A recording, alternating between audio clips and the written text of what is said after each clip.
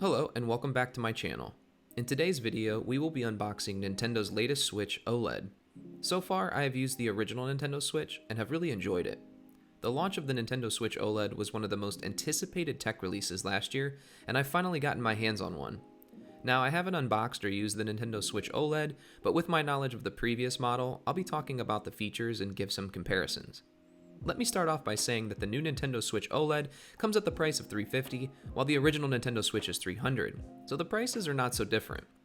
In the box, and just like the original Switch and the Switch Lite, you'll find two Joy-Con controllers along with the main console. It also comes with the redesigned Nintendo Switch dock. The Switch dock includes the new wired LAN port for those who want to connect online, USB port for a Type-C cable, and HDMI port. You can connect it to your Wi-Fi router using an Ethernet cable, which should give you much more reliable internet speeds. This would also mean that you don't have to buy a separate adapter.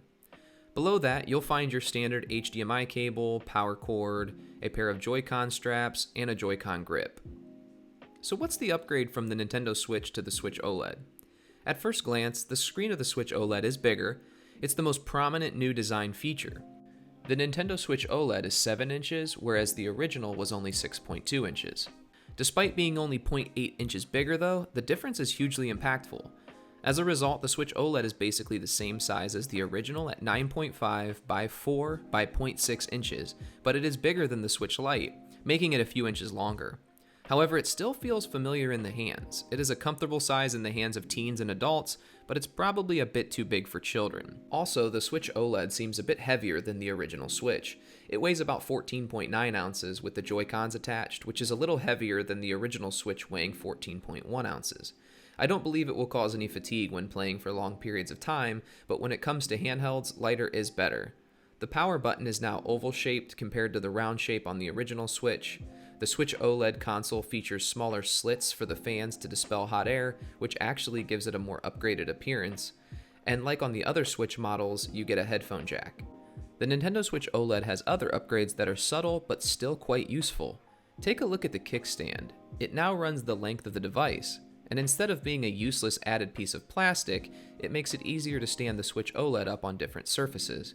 With this, you wouldn't have to worry about your device falling over.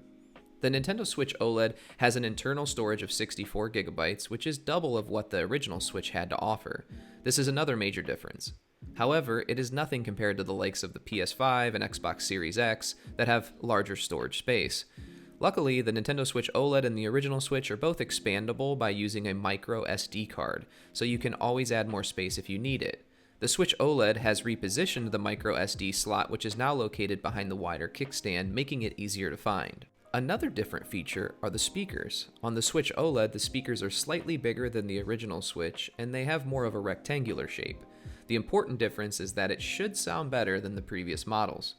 Just like on the original Switch, the Joy-Con controllers can be detached from the side of the unit. This would allow you to prop the console up on a table or any other surface to play with a friend, all within seconds. As a bonus, where the old kickstand in the original Switch limits you to only one viewing angle, the Switch OLED's adjustable kickstand can be positioned in multiple ways. This, of course, will allow you to have a far more enjoyable viewing experience. When it comes to battery life, Nintendo claims that the Switch OLED can get between 4.5 and 9 hours of gameplay on a single charge. However, that is depending on what games you play. Though the Switch OLED uses the same battery as the original Switch, the battery life may not be significantly different. Now the obvious reason to pick up the Nintendo Switch OLED is to play games and not just stare at its features, and thankfully this is where the Switch excels. The Switch's library is jam-packed with some genuine timeless classics, as well as some recent hits such as The Legend of Zelda Breath of the Wild, Super Mario Odyssey, Mario Kart 8 Deluxe, Animal Crossing New Horizons, Dragon Ball FighterZ, and Doom. So here's my verdict. The Nintendo Switch OLED is a great system, plus it introduces a handful of smart additions. The screen is definitely impressive. The kickstand, speakers, dock, and storage all answer to some of the previous shortcomings in the other Switch models. Although I'd have to honestly admit that Switch OLED still has room for improvement, because after 4 years it still features the same components.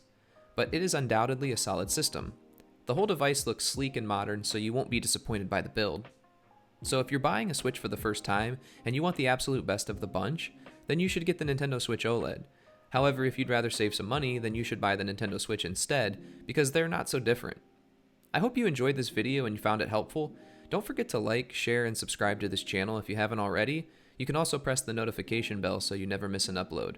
Thank you so much for watching and have a great day.